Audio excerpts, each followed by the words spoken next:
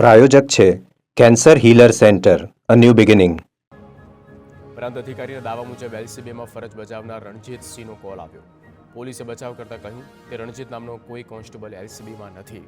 પકડાયેલા પ્રશાંત નામના શખ્સના મોબાઈલમાંથી લીંબડી ડીવાયએસપી લખેલ કોન્ટેક્ટ સાથેની વાતચીતનું કોલ રેકોર્ડિંગ પણ મળ્યું. આ મામલે કલેક્ટરને જાણ કરવામાં આવી, કાર્યવાહી હાથ ધરાઈ.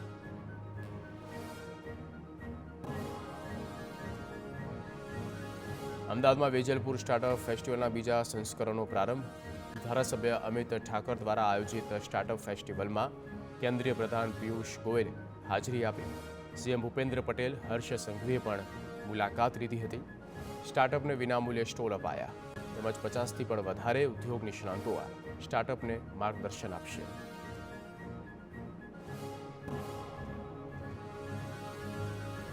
અમદાવાદમાં આગામી દિવસમાં યોજાનાર ક્રિકેટ મેચને લઈને મેટ્રોનો સમય લંબાવાયો.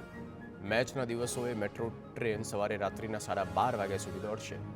મેચના દિવસમાં નરેન્દ્ર મોદી સ્ટેડિયમથી પરત ફરવા સ્પેશિયલ પેપર ટિકિટ પણ બહાર પાડવામાં આવી.